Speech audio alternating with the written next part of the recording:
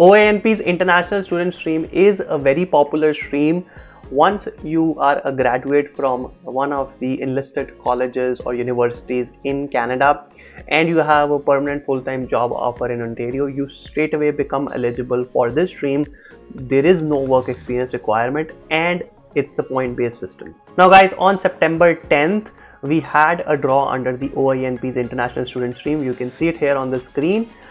In that draw, health and skilled trade occupations were invited. A lot of you guys received an invite, and in this video I wanted to go over how you can go ahead, proceed with regards to your application and how to make sure that you submit a complete application with all the necessary documents. So stay tuned until the end.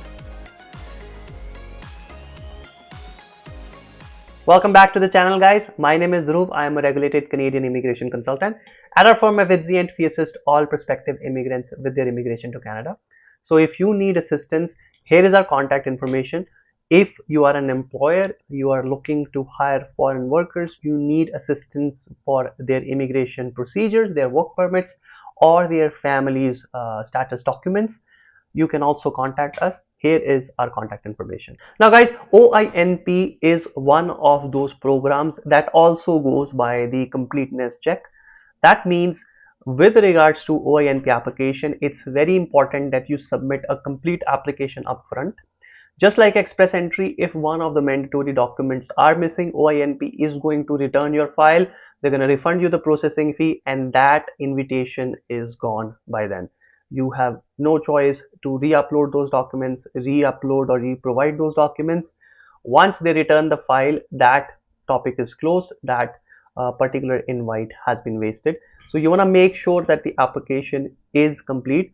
And in order to see if the application is complete or how to ensure your application is complete, stay tuned until the end of this video. Before we go into the details of OINP, let's quickly answer the comment of the week. This comment comes from Maitri Soni, and the question is on one of our maintained status videos. The question is that I did not receive a work permit EXT letter after I applied for work permit extension. I just have the submission confirmation. Is this normal or not? This is perfectly normal. The work permit EXT letter is issued automatically. It is a computer generated issuance, and sometimes due to some technical glitches in the department and God knows what is behind it, not every applicant receives it. So it's possible that your friend may have received it and you may not have, but as long as you submitted your work permit extension application before the expiry of your current work permit, under the law you have maintained status. You can continue to stay in Canada legally, and as long as you submitted before the work permit expiry for a work permit extension, you are allowed to continue working under the same conditions as your original work permit as per the regulations. I hope this helps. Now guys, let's talk about the OINP International Student stream with regards to how to upload complete application with regards to the documents that you would need for this application.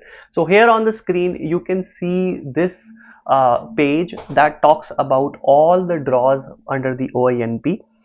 So in 2024 these are the updates, and you see on September the 10th there was a draw under the International Student stream which invited healthcare and skilled trade occupations. A lot of folks, a lot of our customers received an invite under this particular program. They were well deserving candidates and finally they had an invite. Now the question is, you have received an invite, what to do next? First of all guys, you have a period of 14 days to submit a complete application to OINP. Now that has two parts. Number one is you need to complete the application online. So if you go into your OINP portal, under that there is a full application with the information that is required. You have to provide your work history, you have to provide your personal history, you have to provide information about your family members. And once you've provided all that information, then you have to upload the necessary documentation. Now, I'm not going to go into the details of that form. That form can be found on your online portal. That form needs to be filled as per the instructions given in the form.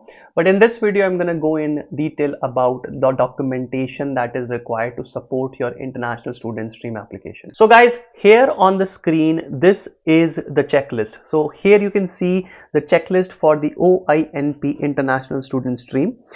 This is the Ontario government web page, so this is completely official information.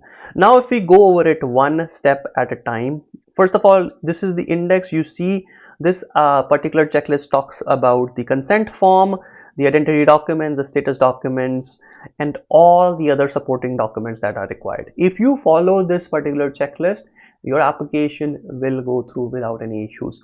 It's very important to make sure you read this page in gross detail and you know what is being asked for under the application. Now if we go into the first part here, the applicant consent form. Guys, this is a form that is an OINP form that needs to be filled by the applicant when submitting the application.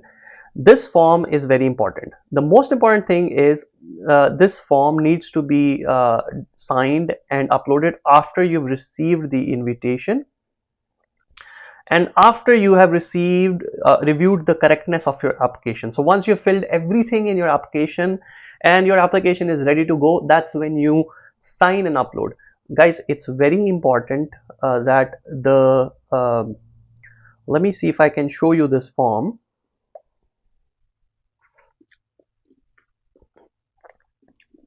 So guys, here is that particular form, the Immigrant Nominee Program Applicant Consent Form. You fill in with your information, but the important thing is make sure when you sign it and date this form, it is done in the correct order. Month, date is correctly added. It's year, month, date. Sometimes people end up dating with the as in they put the day first and then the month, and that basically makes the date incorrect on the form, and I have seen OINP return the application because of this simple reason. This is a very minor mistake, but for OINP they treat it very seriously, so you need to make sure, you want to make sure that you correctly fill and sign this form. Alright, so this form is done. Next comes the photograph. Again, this is a very standard thing. You just need to get photographs with the visa photo specifications. This is straightforward. Then you need to provide your passport. So you need to scan and upload a copy of personal details of your passport and all the pages that contain visa and Canadian visas and entry stamps. So guys, bio pages plus the visa stamp pages. A good rule of thumb is for every immigration application, a passport copy with your bio pages and any page that has the stamp on it, provided. Next, family members' passport. So if you have a spouse, if you have any other dependents, their personal details from the passport, the bio pages of their passports will be uploaded. So similar to your passport, we just recommend that you do the same thing for your family member, their bio pages, and any pages with visa stamps you can upload for your family members. Now guys, this is very important, status document in Canada. Oftentimes folks when talked about the status document, provide their current status document. Say you are on a work permit, postgraduate work permit, you'll provide that. But OINP says that you must scan and provide copies of current and the previous status documents given to you by IRCC. So it's not just the current documents, it also includes the previous status documents. This is very important. And then this includes work permit, study permit. So if you say you came as a student, you graduated, then you are on a work permit now, so you provide your work permit, your study permit, and any other visas that you've had inside Canada to showcase your status. If you're currently on maintained status, for example, you have applied for PGWP and you've not yet received, then you provide the submission confirmation from IRCC that tells you that they have received your application. If you don't have the submission confirmation, say you made a paper application, you can provide the fee receipt and the mailing receipts. So this is very common in paper application. You do not get right away the the application submission confirmation, and in that case it's a good practice to provide the fee receipt uh, along with the tracking status from the post office. So for example, you use Canada Post to send your application via mail. You will provide the fee receipt, and you will provide um, the the tracking label or the receipt from Canada Post showcasing that your application was sent by Canada Post and was delivered. Now guys, the next is a document from your employer, and this document is sort of the most important document in this application. This is the most contentious point for most of the applicants. This is called the employer form. Now, if you have a full-time job offer, your employer needs to fill the employer form. They need to showcase that they have offered you the job.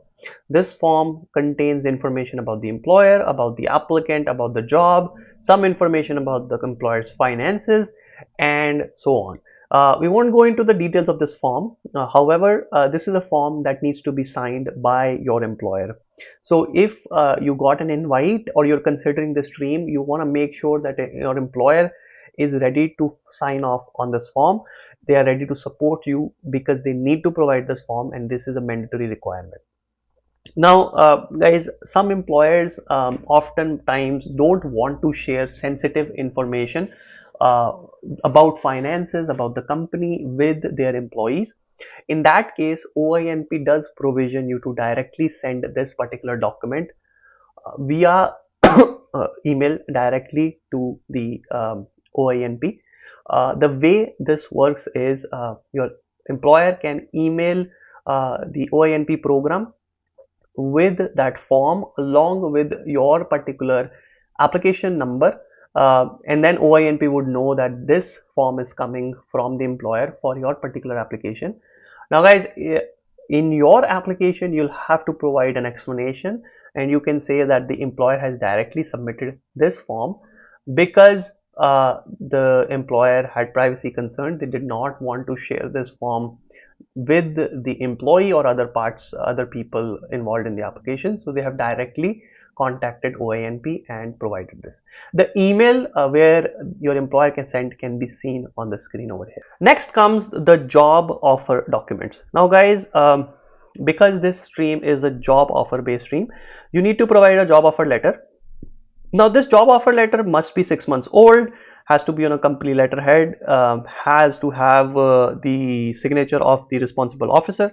It should include your job title, your knock code, wage for the position that is being offered, duties, responsibilities. All these particular things need to be included. Now, for some of you, you're already working with the employer and you've been working for say 8 months, 10 months, 1 year, and your job offer letter is already older than 6 months. So in that case, ONP says that even if your letter is older than 6 months, you can submit that original job offer letter with your application, but also include a recent letter from your employer confirming your ongoing employment, the condition of job offer, and any changes that have been made to your original job offer. So they would ask you to provide these particular letter with the original job offer that will confirm your continuing employment with the employer. And they say that the job offer letter must be signed by you and your employer. If the original offer was not signed by you and your employer, you will both need to sign the recent letter from your employer confirming your original employment, and it should include all the mandatory information. So here is the information that must be included in an OINP job offer letter. So guys, this is important, so just make sure you understand this part. Current employment, if you're currently working for the employer, then just include 2 recent pay slips.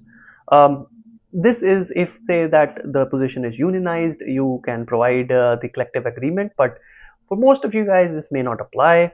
And then if you need a license, so if for example if you are in a position that requires licensing from the province or from some other regulatory body, you need to provide that particular license. So if you are working as a physician in Ontario, you need to provide your license to practice as a physician with this particular application.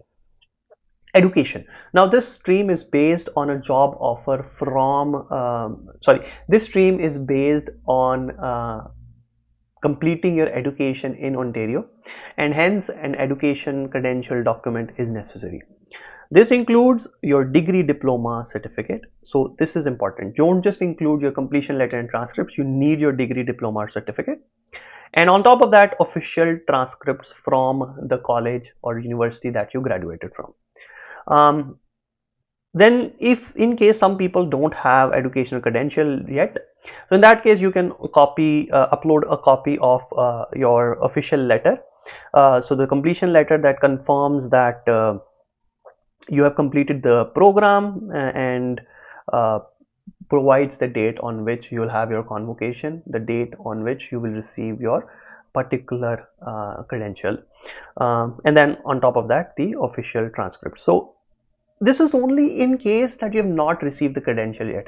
If you have received the credential, then please include the credential. Then don't substitute your credential with the completion letter. If the credential is not available, then provide completion letter and transcript, and just mention in a short letter saying that you cannot provide the credential because it hasn't been awarded yet. So I hope this is clear. Alright guys, next is a resume. This is pretty straightforward. Your resume with your experience, your education, all that information goes here. Intention to reside. So there are specific documents, multiple things that you can showcase to show your intention to reside in Ontario. Now if you have worked in Ontario, studied in Ontario, you can provide information about your education, about your job, and those are good enough ties to Ontario already that you don't need to show much. If you have family in Ontario, you can talk about your family, and so on. Next is the documents to verify your score. So because this program is a score based program, for each particular section you're awarded a score. You need to provide some documents in order to prove that you actually deserve the points that you are claiming. So the first is to claim the points for the NOC tier category of your particular job, your job offer letter with description of duties and wage. That is the first thing you will provide. So you already have the job offer, you will provide that job offer letter. For the work permit status, you will provide the again the copies of current and previous documents, which we have already talked about in this video. Job tenure with the employer. So if you've worked with the employer for 6 months or more, you will get around 3 points. In order to prove those, you can provide a letter of employment or your job offer letter that confirms your start date and the position details, and that way you can claim the points for job tenure. Earning history. So guys, if you've made 40,000 more in the last 5 years, that has been reported on your notice of assessment. You need to provide the notice of assessment issued by the CRA, and that must showcase 40,000 or more in income in the last 5 years. So guys, one thing of particular importance here is that if your highest level of education is a degree that was obtained outside of Canada, educational credential assessment is necessary. And the most important thing is that there are certain bodies that can do the ECA for you. However, even more important is that OINP requires you to directly send OINP the report from that ECA organization.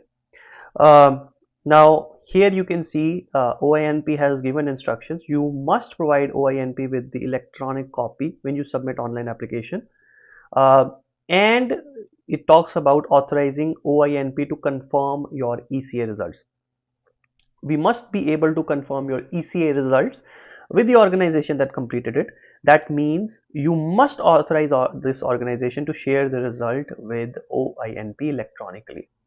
It is not enough to authorize the organization to share the results with IRCC for the purposes of OINP. So when you apply for an ECA, you automatically in most cases authorize the ECA organization to share the results with IRCC. However, you need to specifically go and say that we authorize to share the results with OINP.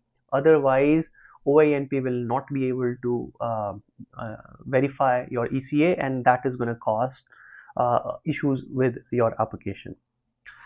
Alright guys, so here OINP has provided how to authorize OINP to access the ECA results, and for different organizations OINP has given the instructions. Now if you are not getting your ECA from one of these organizations, you don't need to do anything else. Alright, then the field of study. So there are some points for field of study. So if you studied in STEM, you get higher points. If you studied general business, you get a few lower points. Accordingly, you need to prove your field of study, and OINP requires your official transcripts from your Canadian education to prove that. And then Canadian education experience. So if you studied in Canada into multiple programs, you get more points. Based on that, you need to provide a copy of your credentials. So these are your degree, diploma, or certificate that you receive that you need to provide for this application. For official language, this is pretty straightforward. Your test report form, test result form from CELPIP or PTE or IELTS, or if you did French, TEF or TCF. Regional immigration. So for some areas in Ontario, you get higher points based on where your job offer is. Your job offer letter will state the location of employment, and that is what OINP needs to confirm that. And for location of studies, again, your official transcripts will state where you studied that particular program, and that is what OINP requires to confirm the location of study. That is mostly it with regards to this application. Now guys, make sure you go over this entire sheet very carefully before you submit your application, and make sure you provide every single thing they ask for in this application: the job offer letter, the experience letter, the transcripts, credentials, the ECA, the employer form, application consent form. All of this is important. If you have any questions, if you need assistance with the process, again, the contact information is on the screen here. You can contact us at any time and we'll be happy to assist you. So as mentioned before, OINP does go through a completeness check step. And in case the application is incomplete, they end up returning the application. So make sure you go through the checklist properly and ensure every important aspect is included with your application. So that's it for this video, guys. In this video, we talked about the document checklist for the international student stream. If you got an invite, if you are applying, make sure you go through this video from start till the end. And even more important is you go through that checklist online before you submit that application. Thanks a lot for watching, guys. If you like this video, hit the like button, comment your questions, share this video with a friend. That really helps us a lot. Subscribe to the channel, hit the bell icon so that you are notified about any new video that we upload. Thanks again for tuning in, and I'll see you in the next video.